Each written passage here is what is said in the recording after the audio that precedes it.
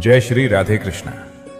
दोस्तों, क्या आपने कभी सोचा है कि हम कृष्ण को हमेशा बाहर क्यों खोजते हैं? भगवान ने कहा था कि जब भी धर्म की हानि होगी मैं आऊंगा, लेकिन उनका आना कोई जादुई चमत्कार नहीं, बल्कि हमारे डूबते हुए हौसले में फिर से जान फूंकना है।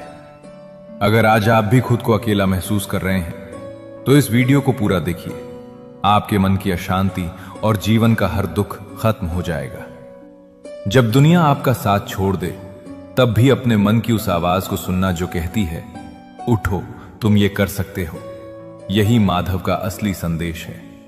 कृष्ण कहीं बाहर नहीं, आपके हर नेक काम और हर सच्चे फैसले में मौजूद हैं।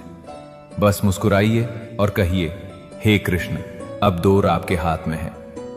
अगर ये बात आपके दिल को छुई हो तो कमेंट में जय श्री कृष्ण लिखें। आज माधव के वो 50 अनमोल विचार आपका जीवन बदल देंगे, जिनमें हर परेशानी का हल छिपा है। पहले विचार से शुरुआत करते हैं। श्री कृष्ण ने कहा, स्वयं को जानना ही आत्मज्ञान है। हम पूरी दुनिया को समझने निकल पड़ते हैं, लेकिन खुद को कभी नहीं ढूंढ पाते। एक बार एक संत ने पूछा, ईश्वर कहां है? संत ने उत्तर दिया, ईश्वर वहां मिलता है जहां आप स्वयं को देख सकते हैं। हम बाहर मंदिरों में खोजते हैं, लेकिन सच्चा मंदिर हमारे भीतर है। हर सुबह खुद से यह सवाल पूछें, क्या मैं वही कर रहा हूं जो मेरी आत्मा चाहती है? अब बढ़ते हैं दूसरे उस अनमोल सत्य की ओर। आत्मा अमर है। भगवान कृष्ण ने कहा है, नैनम छिंदन्ति शस्त्राणि, जिसका अर्थ है कि आत्मा को न तो काटा जा सकता है, न जलाया जा सकता है, न गीला किया जा सकता है और न ही सुखाया जा सकता है। जिस शरीर की हम इतनी चिंता करते हैं वो एक वस्त्र की तरह है जिसे हम बदलते हैं। आत्मा एक शरीर से दूसरे शरीर में जाती है। मेरा एक दोस्त अपने पिता की मृत्यु के बाद टूट गया था और महीनों तक अवसाद में रहा। मैंने उसे यही समझाया, भाई, तुम्हारे पिता कहीं नहीं गए हैं, उन्होंने बस एक नया रूप लिया है। उनकी आत्मा अमर है। उस दिन उसने गीता का यह श्लोक पढ़ा और कुछ दिनों बाद मुझसे कहा, अब मुझे कम दर्द महसूस होता है। ऐसा लगता है जैसे वे यहीं कहीं हैं। क्या आपने कभी किसी करीबी के लिए ऐसा महसूस किया है? चलिए जानते हैं तीसरा दिव्य सूत्र। मन ही मित्र है और मन ही शत्रु। कृष्ण ने कहा है, उद्धरेदात्मनात्मानम। अगर आप अपने मन को जीत लेते हैं तो आप सब कुछ जीत लेते हैं, और अगर आप हार जाते हैं तो सब कुछ खो देते हैं। एक बच्चा परीक्षा में बार बार फेल होता था और कहता, मैं नहीं कर सकता।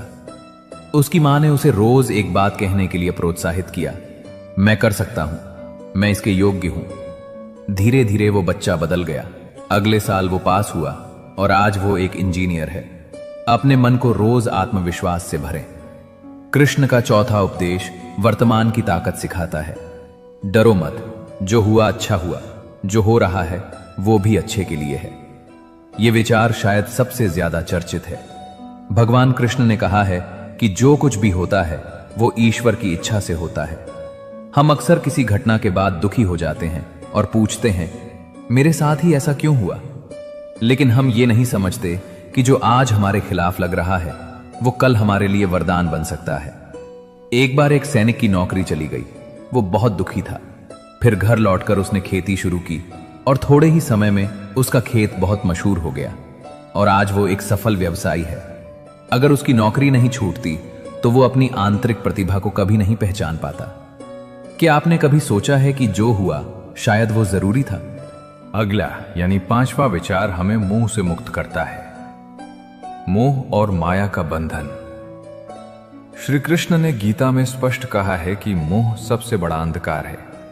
जब हम किसी चीज या इंसान से जरूरत से ज्यादा मोह करने लगते हैं तो वहीं से दुख पैदा होता है। एक महिला थी जो अपने बेटे के लिए बहुत डरी रहती थी।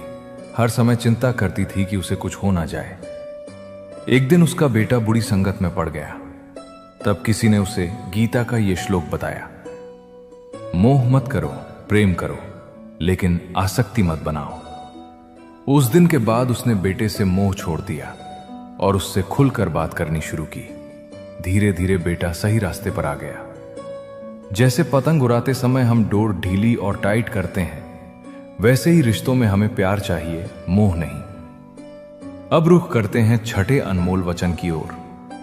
क्रोध सबसे बड़ा शत्रु है। भगवान कृष्ण ने कहा कि क्रोध से मोह पैदा होता है, मोह से याददाश्त भ्रमित होती है और बुद्धि नष्ट हो जाती है। यानी जब हमें गुस्सा आता है तो हम अपना विवेक खो देते हैं। आपने देखा होगा कि लोग गुस्से में ऐसी बातें कह देते हैं जो वे कभी नहीं कहना चाहते थे। एक पिता ने गुस्से में अपने बेटे को बेकार कह दिया, बेटे ने स्कूल छोड़ दिया। जब तक पिता को समझ आया बहुत देर हो चुकी थी। तो भाई, गुस्सा करना गलत नहीं है, लेकिन उसे काबू करना ही सच्ची साधना है। श्री कृष्ण का 7वां संदेश हमें भक्ति की राह दिखाता है। सच्चा भक्त वही है जो मुझे दिल से याद करता है। कृष्ण ने कहा कि जो व्यक्ति भक्ति और प्रेम से मेरी पूजा करता है वो मुझे प्रिय है। आप रोज मंदिर जाएं या न जाएं, व्रत रखें या न रखें, लेकिन अगर आप एक बार दिल से ओ कृष्ण कह दें तो वे दौड़ कर आएंगे। एक बार एक चोर मंदिर में छिप गया और डर के मारे कहा, हे कृष्ण मुझे बचा लो। पुलिस चली गई। उस दिन से चोर बदल गया और भजन गाने लगा। भगवान केवल नाम सुनते हैं, रूप या कपड़े नहीं। 8वीं बात जो हमें गांठ बांध लेनी चाहिए, डरो मत, मैं तुम्हारा हूं। जब भारत माता के वीर अर्जुन ने युद्ध के मैदान में हिम्मत खो दी तो श्री कृष्ण ने कहा, डरो मत। वो संदेश आज हमारे लिए है। जब भी हम परीक्षा, नौकरी या रिश्तों से डरते हैं तो श्री कृष्ण कह रहे हैं, डोंट वरी, मैं यहां हूं। एक लड़की इंटरव्यू के लिए जा रही थी। वो बहुत घबराई हुई थी। आखिरी पल में उसने बस एक बात कही, हे कृष्ण मेरे साथ चलो। और इंटरव्यू बिल्कुल वैसा ही हुआ जैसा उसने प्रार्थना की थी। अगर आप कभी अकेला महसूस करें तो बस अपनी आंखें बंद करें और कहें, हे कृष्ण, यदि आप अभी भी हमारे साथ हैं। इसका मतलब है कि श्री कृष्ण के शब्द आप तक पहुंच रहे हैं। 9वीं गहराई को समझते हैं।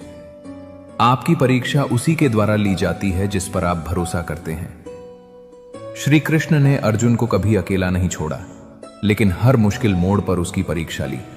क्यों? क्योंकि विश्वास वहीं बना रहता है जहां वो गहरा होता है। एक लड़का रोज भगवान से प्रार्थना करता था कि सब कुछ आसान कर दें, लेकिन उसकी मुश्किलें बढ़ती ही जा रही थी। एक दिन दुखी होकर उसने पूछा, क्यों प्रभु? उस रात उसे एक सपना आया। भगवान कृष्ण ने पूछा, अगर मैं रास्ता आसान कर दूं तो तुम अपनी ताकत कैसे देखोगे? उस दिन से लड़का बदल गया और उसने कभी शिकायत नहीं की। भगवान बार बार कहते हैं कि परीक्षा डराने के लिए नहीं बल्कि निखारने के लिए होती है। और 10वां सबसे बड़ा सत्य, परिवर्तन संसार का नियम है। कृष्ण ने कहा, जो आज है वो कल नहीं होगा, जो आज नहीं है वो कल होगा। दुख बदलेगा और सुख भी बदलेगा, इसलिए जो स्थिर है वो शक्ति है। एक आदमी बहुत अमीर था, लेकिन एक दिन उसने सब कुछ खो दिया। वो अपने घर, दुकान और पैसे खोकर बहुत रोया, लेकिन उसके दादाजी ने कहा, यह भी बीत जाएगा। उस आदमी ने फिर से कड़ी मेहनत शुरू की और कुछ ही वर्षों में सब कुछ वापस पा लिया। यही श्री कृष्ण ने कहा था, बदलाव से मत डरो। 11वीं सीख कहती है, भोजन केवल शरीर के लिए नहीं बल्कि मन के लिए भी होना चाहिए। कृष्ण ने कहा कि सात्विक भोजन बुद्धि को शांत करता है और तामसिक भोजन मन को अशांत करता है। आप जो खाते हैं वो सिर्फ स्वाद के बारे में नहीं है बल्कि मन की स्थिति के बारे में भी है। एक बार अर्जुन ने मन को शांत रखने के लिए युद्ध से पहले केवल फल खाए। आज हम चाय, कॉफी, जंक फूड और शराब लेते हैं और फिर पूछते हैं, मन शांत क्यों नहीं रहता? वो खाएं जो शरीर और आत्मा दोनों को शुद्ध करे। अब रुख करते हैं 12वें वचन की ओर। सच्चा ज्ञान वो है जो अहंकार को नष्ट कर दे।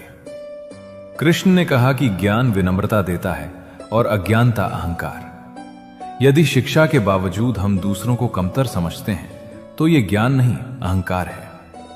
एक बार एक अहंकारी राजा एक गुरु के पास सीखने आया। चाय का प्याला भरते समय गुरु ने पानी बिखेर दिया। राजा हैरान रह गया और गुरु ने कहा, तुम्हारा मन पहले से ही अहंकार से भरा है, इसमें ज्ञान कैसे समाएगा? राजा ने उसी दिन अपना गर्व त्याग दिया।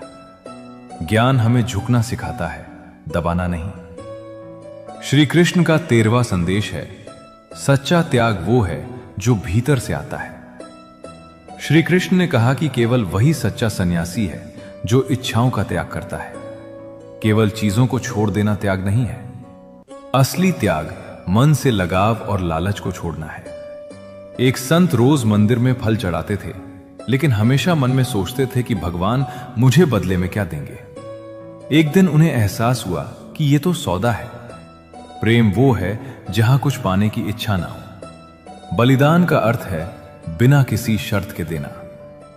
14वीं बात जो हमें समझनी चाहिए, सेवा ही सबसे बड़ा धर्म है।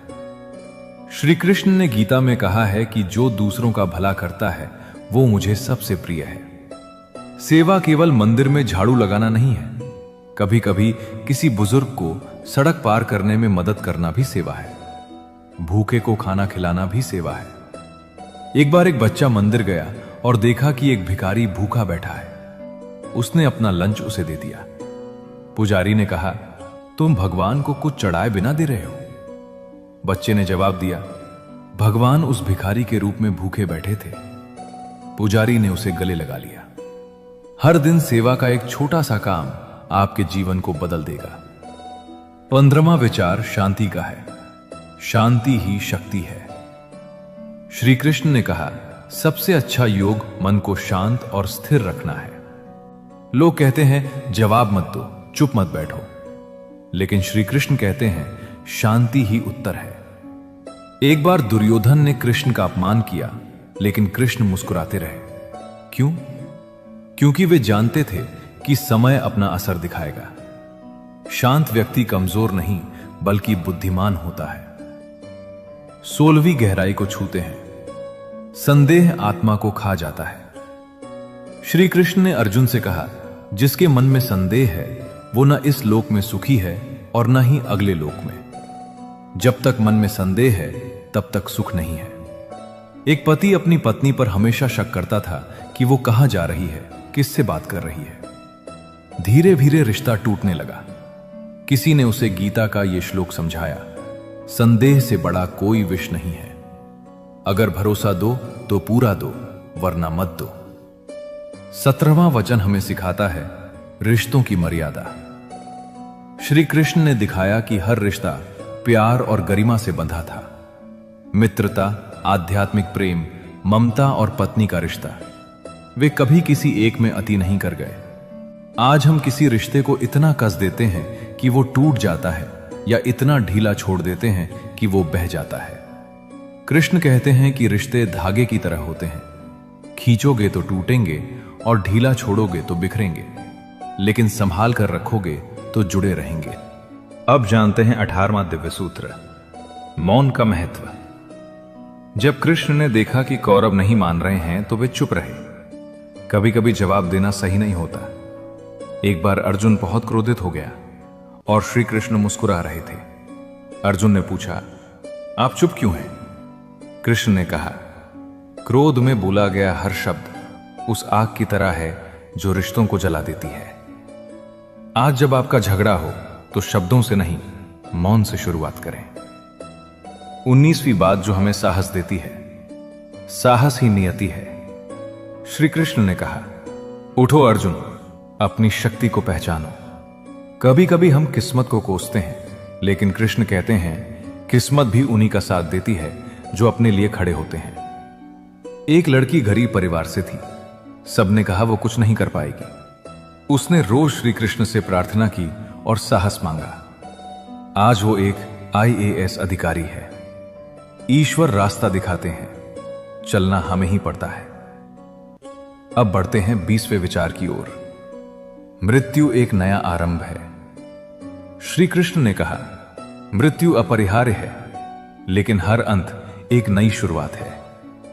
हम पूरी जिंदगी खोए हुए लोगों, चीजों और सपनों को पकड़े रहते हैं, लेकिन नई चीजें तभी आती हैं जब हम पुरानी चीजों को जाने देते हैं। एक महिला ने अपना बेटा खो दिया और रोज रोती थी।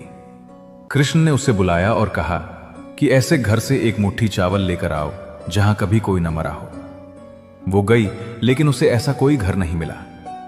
वो समझ गई कि मृत्यु एक सत्य है, इसे स्वीकार करना ही शांति है। जो चला गया उसे पकड़कर मत बैठो, नई शुरुआत करो। 21वां उपदेश सबसे प्रसिद्ध है। अपना काम करो, परिणाम की चिंता मत करो। कृष्ण ने कहा, आपका नियंत्रण केवल आपके कार्य पर है, परिणाम पर नहीं। इसका मतलब यह नहीं है कि आपको परिणामों की आशा छोड़ देनी चाहिए।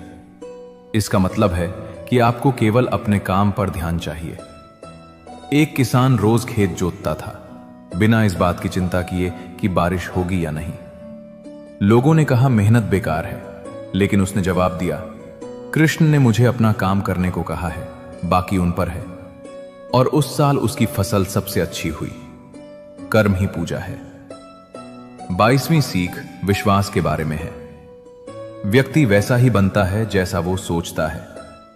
कृष्ण ने कहा, मनुष्य अपने विश्वासों से आकार लेता है। यदि आप खुद को कमजोर मानते हैं तो आपकी ताकत भी आपका साथ नहीं देगी। लेकिन अगर आप कहते हैं मैं कर सकता हूं, तो रास्ता बन जाएगा। एक बंदर को विश्वास था कि वो पेड़ से नदी पार कर सकता है। लोग हंसे, लेकिन उसने छलांग लगाई और पार कर लिया। विश्वास शक्ति देता है, संदेह कमजोरी है। हर सुबह खुद से कहें कि मैं श्री कृष्ण का भक्त हूं, मेरे लिए कुछ भी असंभव नहीं है। रुख करते हैं 23वें वचन की ओर। अहंकार वो सांप है जो धीरे धीरे काटता है। श्री कृष्ण ने कहा कि अहंकार के कारण ज्ञान भी जहर बन जाता है। रावण के पास इतना ज्ञान था, लेकिन अहंकार ने उसे नष्ट कर दिया।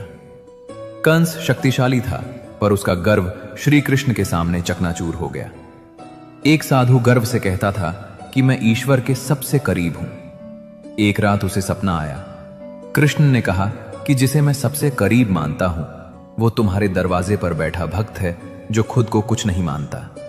जो झुकता है वही सबसे ऊंचा है। 24वां संदेश मोह के बारे में है। मोह सबसे बड़ा बंधन है।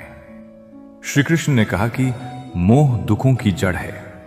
जब हम किसी वस्तु या व्यक्ति से बहुत ज्यादा जुड़ जाते हैं तो उनका जाना हमें तोड़ देता है। एक मां अपने बेटे से इतनी जुड़ गई थी कि जब वो पढ़ने बाहर गया तो वो बीमार पड़ गई। श्री कृष्ण की कहानियां सुनते हुए उसे एहसास हुआ कि मोह मेरा अपना है, पर मां का प्यार बंधन बन जाए तो वो दर्द देता है। प्यार करो पर बांधो मत, जाने दो पर पकड़ो भी मत। 25वीं गहराई को समझते हैं। प्रेम अधिकार नहीं बल्कि समर्पण है। श्री कृष्ण और राधा का प्रेम न विवाह न नाम, फिर भी अमर है। कृष्ण ने कहा कि जहां प्रेम है वहां स्वार्थ नहीं है। आज हम कहते हैं अगर तुम मुझसे प्यार करते हो तो ये करो। ये प्यार नहीं, सौदा है। एक लड़की ने अपने प्रेमी से कहा, अगर तुम मुझसे प्यार करते हो तो मुझसे शादी करो। लड़के ने कहा, मुझे डर लगता है। लड़की ने कहा, मैं तुम्हारे डर का सम्मान करूंगी। श्री कृष्ण कहते हैं कि जहां शुद्ध प्रेम होता है वहां सब माफ होता है। श्री कृष्ण का 26वां विचार है, सच्चा योद्धा वो है जो अपने आंतरिक डर से लड़ता है। श्री कृष्ण ने कहा, डर का कोई अस्तित्व नहीं है, यह मन की उपज है। जैसे अर्जुन अपने भाइयों से लड़ने से डर रहा था, लेकिन श्री कृष्ण ने कहा, डर तुम्हें रोकता है, धर्म तुम्हें पुकार रहा है। एक लड़का मंच पर बोलने से डरता था, लेकिन वो हर दिन गीता का ये श्लोक पढ़ता था, न जायते म्रियते वा कदाचित। उसे एहसास हुआ, अगर मैं एक आत्मा हूं तो डर केवल शरीर का है। उसने मंच पर भाषण दिया और सभी को रुला दिया। डर को पहचानो और उससे आगे बढ़ो। अब जानते हैं 27वां सत्य, सत्य का मार्ग। कृष्ण ने कहा, सत्य एक ही है, लेकिन उसका मार्ग कांटों भरा है। दुर्योधन झूठ के सहारे जीतता रहा, लेकिन अंत में हार गया। पांडवों ने सत्य के लिए संघर्ष किया और अंत में वे ही जीते। एक व्यापारी ने घाटे से बचने के लिए एक बार झूठ बोला। वो उस दिन तो बच गया, लेकिन अगले साल उसका पूरा धंधा चौपट हो गया। उसने महसूस किया कि आप एक बार झूठ बोलकर बच सकते हैं, बार बार नहीं। श्री कृष्ण कहते हैं, सत्य धीमे चलता है लेकिन सबसे दूर तक जाता है। रुख करते हैं 18वें अनमोल वचन की ओर। आज सबसे बड़ा आशीर्वाद है। कृष्ण ने कहा, वर्तमान ही जीवन है। हम या तो अतीत का पछतावा करते हैं या भविष्य से डरते हैं, लेकिन उसे जीते नहीं हैं। आज एक बाबा अपने शिष्य से रोज पूछते हैं, आज तुमने अपने वर्तमान के लिए क्या किया? शिष्य जवाब नहीं दे पाता। एक दिन बाबा कहते हैं, अगर तुम कल मर जाओ तो तुम्हें आज का महत्व समझ आएगा। उस दिन से शिष्य हर पल पूरी भक्ति के साथ जीने लगा। 29वां विचार भक्ति के बारे में है। भक्ति कर्म में है। कृष्ण ने गीता में कहा, वो भक्त जो मुझे हर कार्य में देखता है वो मुझे सबसे प्रिय है। भक्ति केवल भजन गाना नहीं है, बल्कि ईमानदारी से काम करना भी है। एक महिला अपना घर साफ करती थी। लोग उसे हरे रामा हरे कृष्णा गाते देख हंसते थे। कचरा उठाते हुए वो मुस्कुराई और बोली, ईश्वर हर काम में है। अगर मैं इसे पूरे मन से करूं तो यही मेरी पूजा है। आज उनकी भक्ति लोगों को प्रेरित करती है। 30वीं सीख मन की है। मन को जीतना जग जीतने से बड़ा है। श्री कृष्ण ने कहा कि व्यक्ति का सबसे बड़ा शत्रु उसका अपना मन है। जब मन भटकता है तो दिशा खो देता है, लेकिन जब मन नियंत्रित होता है तो सारी शक्ति भीतर से आती है। एक युवक दुनिया बदलना चाहता था, पर हर जगह असफल रहा। एक दिन एक संत ने पूछा, दुनिया क्यों बदल रहे हो?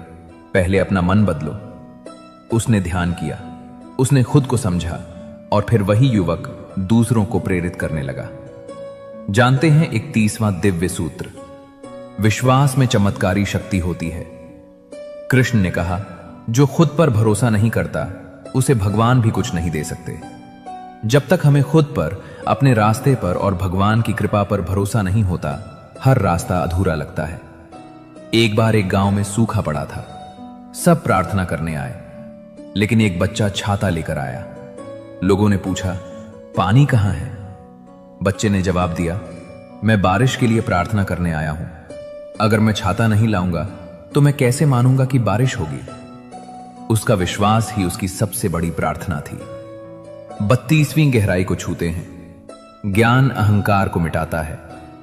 कृष्ण ने कहा, सच्चा ज्ञानी वही है जो सबसे विनम्र है। ज्ञान का अर्थ दूसरों से बड़ा होना नहीं, बल्कि खुद को जानना है। एक विद्वान गुरु के पास ज्ञान लेने आया। प्याला भरते समय गुरु ने पानी तब तक डाल। अब रुख करते हैं 33वें वचन की ओर। आलोचना से मत डरो। श्री कृष्ण ने कहा, लोग क्या कहते हैं उस पर मत जाओ, जानो कि तुम क्या हो। जब कृष्ण ने गोवर्धन उठाया तो कई लोगों ने कहा, यह कैसे संभव है? फिर भी आज गोवर्धन पूजा की जाती है। यदि कोई आपको नकार रहा है तो उन्हें गलत साबित करने की जरूरत नहीं है, बस खुद को साबित करते रहें।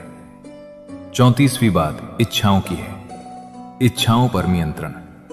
कृष्ण ने कहा कि इच्छा ही सभी बंधनों की जड़ है। एक पूरी होती है तो दूसरी जन्म लेती है। एक राजा को सोने का सिंहासन चाहिए था, मिल गया। फिर हीरे, फिर महल, पर शांति नहीं मिली। अंत में उसने सब छोड़ दिया और जंगल चला गया। वहां उसे वो मिला जो वो सबसे ज्यादा चाहता था, शांति। 35वां संदेश आत्मा की अमरता का है। आत्मा अजर अमर है।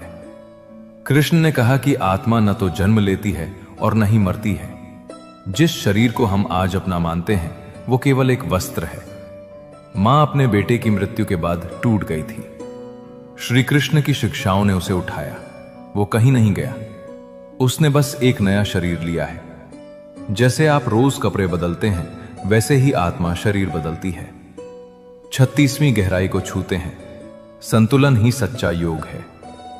श्री कृष्ण ने कहा, न बहुत ज्यादा बोलो, न चुप रहो, न बहुत ज्यादा खाओ, न भूखे रहो। योगी वो है जो जीवन में संतुलन बनाए रखता है। आज हम या तो काम में खो जाते हैं या खुद को ही खो देते हैं। संतुलन ही योग, ध्यान और भक्ति की जड़ है। एक युवक दिन रात काम करता था, शरीर थक गया था। फिर उसने ध्यान शुरू किया, पर पूरा दिन वहीं बिताने लगा।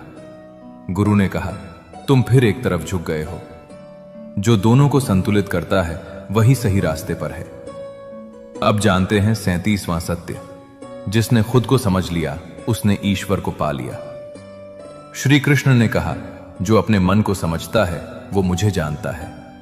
ईश्वर कोई बाहरी शक्ति नहीं है, वो हमारे भीतर का प्रकाश है। एक लड़का रोज मंदिर जाता था। एक दिन उसने पूछा, ईश्वर कहां है? पुजारी ने कहा, तुम्हारे भीतर। उस दिन से उसने हर काम ऐसे किया जैसे भगवान देख रहे हों, और तब उसे सच में एहसास हुआ कि भगवान बाहर नहीं, हर क्रिया में है।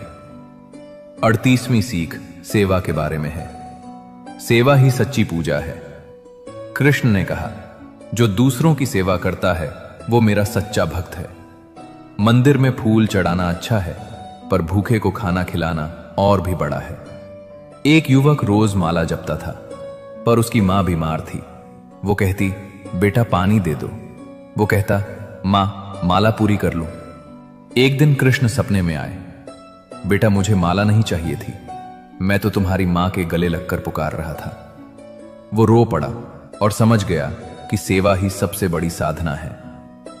श्री कृष्ण का 39वां संदेश है, नजरिया ही दुनिया है।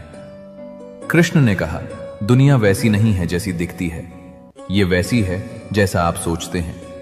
यदि आपका दृष्टिकोण सकारात्मक है तो आपको हर समस्या का समाधान मिल जाएगा। एक किसान ने अपनी फसल खो दी। लोगों ने कहा सब खत्म हो गया, पर उसने कहा अब जमीन अगले बीज के लिए तैयार है। घटना 1, नजरिए 2। जिसने उम्मीद रखी उसने नई फसल भी उगाई। 40वां विचार हार और जीत का है। हार स्वीकार करना बुद्धिमानी है। श्री कृष्ण ने कहा कि जब कोई दूसरा रास्ता न हो तो आत्मसमर्पण करना भी साहस है। जब आंतरिक बोझ हट जाता है तब असली जीत हासिल होती है। अर्जुन युद्ध से भागना चाहता था। श्री कृष्ण ने कहा, डर से मत झुको, धर्म के लिए झुको। अगर आज तुम लड़ने से भागते हो तो कल तुम खुद से आंखें नहीं मिला पाओगे। कभी कभी झुकना ऊंची उड़ान की शुरुआत होती है। 41वां सत्य है, मौन की शक्ति। कृष्ण ने कहा, जो कहा नहीं जा सकता वो मौन कह देता है। मौन में शब्दों से ज्यादा शक्ति होती है। जब द्रौपदी का अपमान हो रहा था वो चिल्लाई, सब चुप थे, लेकिन श्री कृष्ण का मौन ही उनकी सबसे बड़ी ढाल बना। कभी कभी आप चुप रहकर भी बहुत कुछ कह सकते हैं। अब रुख करते हैं 42वें अनमोल वचन की ओर। क्षमा में अपार शक्ति है। कृष्ण ने कहा कि जो क्षमा कर सकता है वो सबसे बड़ा योद्धा है। कोई भी क्रोधित हो सकता है, लेकिन जिसमें ईश्वर वास करते हैं वही क्षमा कर सकता है। शिशुपाल ने 100 से अधिक बार अपमान किया, पर कृष्ण शांत रहे। क्यों? क्योंकि हर अपमान का जवाब देना समय की बर्बादी है। शांति से आगे बढ़ना ही बुद्धिमानी है। 43वीं गहराई को छूते हैं। कर्म फल का समय निश्चित है। कृष्ण ने कहा कि अपना काम करो और परिणाम की चिंता मत करो। यह वाक्य केवल ज्ञान नहीं, जीवन की रीढ़ है। किसान ने हर साल बीज बोए, पर 3 साल तक फसल नहीं हुई। ग्रामीणों ने मना किया, पर वो बोता रहा। चौथे साल ऐसा फल मिला कि सब हैरान रह गए। श्री कृष्ण कहते हैं, आपके कर्मों के बीज कभी व्यर्थ नहीं जाते, बस सही समय आने पर फल देते हैं। 44वां संदेश नफरत का है। घृणा खुद को जलाती है। श्री कृष्ण ने कहा, नफरत नफरत से नहीं, प्यार से खत्म होती है। कर्ण और अर्जुन दोनों महान थे, पर कर्ण का दर्द ईर्ष्या में बदल गया और उसने अपनी पूरी ताकत उस युद्ध में लगा दी जहां उसका अंत निश्चित था। कृष्ण चाहते थे कर्ण बच जाए, पर कर्ण ने अपने क्रोध को चुना। नफरत विनाश की ओर ले जाती है। 45वीं सीख मन की शांति की है। मन की स्थिरता। कृष्ण ने कहा, जैसे हवा में दीपक की लौ कांपती है, वैसे ही अस्थिर मन। जो ध्यान से मन को वश में करते हैं वे सभी तूफानों से पार पा लेते हैं। एक साधु रोज ध्यान करता था। लोगों ने पूछा, क्या मिला? वो मुस्कुराया और धीरे धीरे वही लोग उससे सलाह लेने आने लगे, क्योंकि उसकी शांति ही उसकी सबसे बड़ी ताकत थी। 46वां दिव्य सूत्र मौत का है। मृत्यु एक नया आरंभ है। कृष्ण ने कहा, जैसे हम पुराने कपड़े उतार कर नए पहनते हैं, वैसे ही आत्मा नए शरीर में प्रवेश करती है। जब अभिमन्यु मारा गया तो पूरा पांडव परिवार टूट गया, पर कृष्ण ने कहा, वो गया नहीं है, वो बस अगले जीवन के लिए तैयार हुआ है। 47वां सत्य है, जीवन एक उत्सव है। कृष्ण ने कहा, जो सच्ची भक्ति से देखता है वो हर पल में मेरा रूप देखता है। चाहे खेत में काम करना हो या रसोई में रोटी बनाना, ईश्वर हर जगह है। जब मां यशोदा मक्खन निकालती थीं, तो कृष्ण मुस्कुराते थे, क्योंकि वो कार्य भी पूजा था। 38वीं गहराई को छूते हैं। मैं हमेशा तुम्हारे साथ हूं। कृष्ण ने कहा, सब तुम्हारा साथ छोड़ देंगे, पर मैं कभी नहीं छोड़ता। अंधेरे में, अकेलेपन में, हार के समय कृष्ण ही वो साथी है जो चुपचाप हाथ थाम लेता है। एक महिला ने सब खो दिया, पर वो रोज कृष्ण की तस्वीर के सामने दिया जलाती रही। एक रात सपना आया, मैं तुम्हारे आंसू रोज देखता हूं, तुम दिए से ज्यादा चमक रही हो। कृष्ण कहते हैं, जब तुम अकेला महसूस करो तो समझो मैं तुम्हारे सबसे करीब हूं। 49वां संदेश जीवन के खेल का है। जीवन एक अभिनय है। श्री कृष्ण ने कहा, यह संसार एक मंच है, तुम एक पात्र हो, अभिनय करो पर उसमें खो मत जाओ। जब हम अपने किरदारों को बहुत गंभीरता से लेने लगते हैं तो हम भूल जाते हैं कि हम अभिनेता हैं, निर्देशक नहीं। महाभारत में सबने अपनी भूमिका निभाई, पर श्री कृष्ण सब जानते हुए भी साक्षी रहे। वे अपनी भावनाओं में नहीं बहे, बल्कि उन्हें एक नाटक के रूप में बहने दिया। और 50वां अंतिम सत्य, पूर्ण समर्पण। श्री कृष्ण कहते हैं, जीवन जियो पर खुद में खो मत जाओ। हे कृष्ण, अब डोर आपके हाथ में है। श्रीमद् भगवद गीता का ज्ञान कोई साधारण उपदेश नहीं, बल्कि जीवन जीने की एक ऐसी कला है जो इंसान को हर परिस्थिति में अडिग रहना सिखाती है।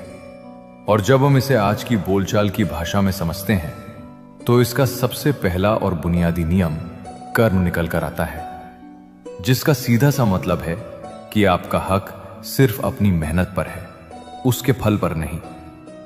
इसे एक उदाहरण से समझें तो जैसे कोई किसान खेत में बीज बोता है, मेहनत करता है, खाद पानी देता है, यह सब उसके हाथ में है। लेकिन बारिश होगी या नहीं, फसल किस दाम बिकेगी, यह उसके हाथ में नहीं है। अगर वो फसल के दाम की चिंता में रात भर जागता रहे तो वो अगले दिन की मेहनत करने की शक्ति खो देगा। ठीक वैसे ही हमें भी अपने ऑफिस के प्रोजेक्ट्स या बिजनेस में पूरी जान लगा देनी चाहिए, लेकिन प्रमोशन मिलेगा या नहीं, इस डर को अपने दिमाग में घर नहीं करने देना चाहिए, क्योंकि चिंता करने से नतीजे नहीं बदलते, बल्कि आपकी कार्यक्षमता घट जाती है। भगवान कृष्ण अर्जुन को समझाते हैं कि मोह ही सारे दुखों की जड़ है। हम उन चीजों या लोगों से चिपक जाते हैं जो स्थायी नहीं है। जैसे अगर कोई पुरानी गाड़ी खराब हो जाए तो हम दुखी होते हैं, क्योंकि हमें उससे लगाव है, जबकि सच तो यह है कि हर चीज का एक समय होता है और पुराने को छोड़कर नए को अपनाना ही प्रकृति का नियम है। इसलिए जीवन में बदलाव से डरना नहीं चाहिए, बल्कि उसे स्वीकार करना चाहिए। गीता का एक और गहरा विचार है स्थित प्रज्ञ होना, यानी सुख और दुख में एक जैसा रहना। इसे आप ऐसे समझ सकते हैं कि जैसे समुद्र में कितनी भी नदियां आकर मिले, समुद्र अपनी मर्यादा नहीं छोड़ता और शांत रहता है। वैसे ही अगर आपकी लाइफ में बहुत बड़ी सफलता आए तो अहंकार में पागल नहीं होना चाहिए, और अगर बहुत बड़ा नुकसान हो जाए तो डिप्रेशन में नहीं जाना चाहिए, क्योंकि दोनों ही स्थितियां अस्थायी हैं। कृष्ण ये भी कहते हैं कि मनुष्य का मन उसका सबसे अच्छा दोस्त भी हो सकता है और सबसे खतरनाक दुश्मन भी। अगर आपने अपने मन को कंट्रोल कर लिया तो यह आपको ऊंचाइयों पर ले जाएगा, लेकिन अगर मन ने आपको कंट्रोल करना शुरू कर दिया तो वो आपको बर्बाद कर देगा। जैसे एक बेलगाम घोड़ा अपने सवार को कहीं भी पटक सकता है, लेकिन एक प्रशिक्षित घोड़ा उसे मंजिल तक पहुंचाता है। गुस्सा इंसान की सोच को धुंधला कर देता है।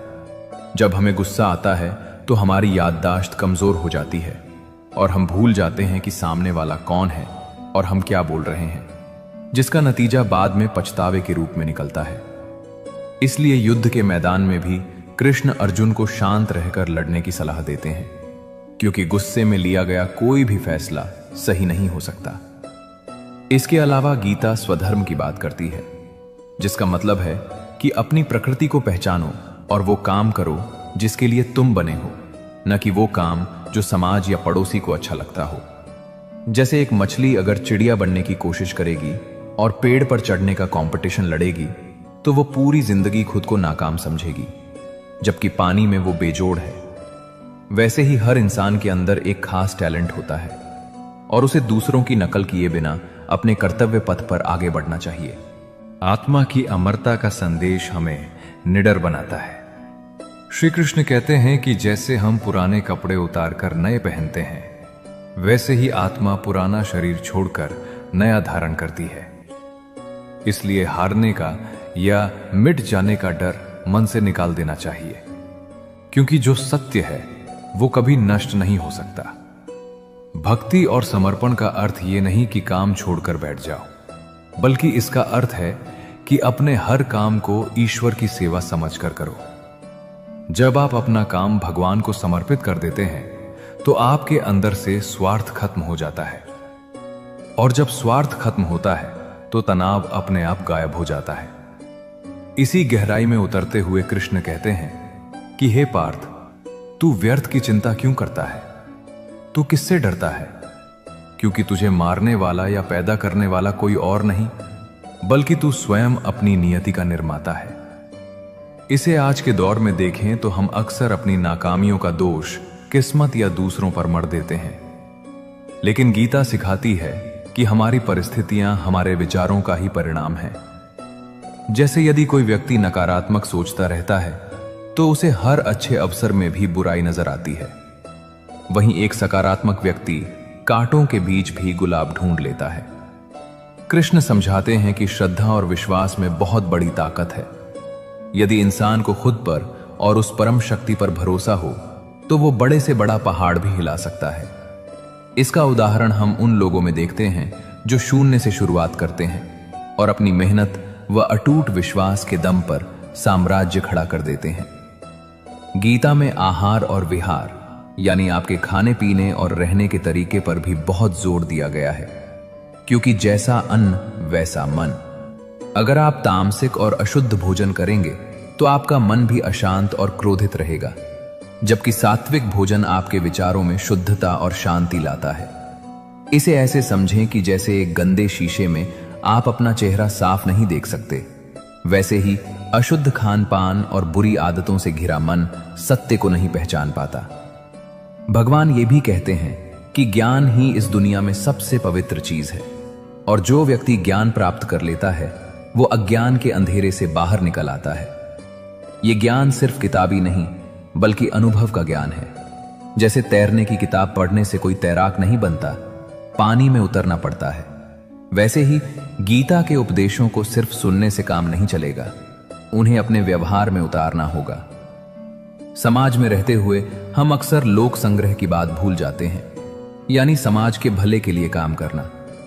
कृष्ण अर्जुन से कहते हैं कि भले ही तुझे इस युद्ध से कुछ न मिले, लेकिन धर्म की रक्षा और समाज में न्याय स्थापित करने के लिए तुझे लड़ना होगा, क्योंकि एक श्रेष्ठ पुरुष जो आचरण करता है बाकी लोग भी उसी का अनुसरण करते हैं। उदाहरण के तौर पर अगर एक पिता चाहता है कि उसका बेटा सच बोले तो पहले उस पिता को खुद सच बोलना सीखना होगा, क्योंकि बच्चे उपदेश से नहीं उदाहरण से सीखते हैं।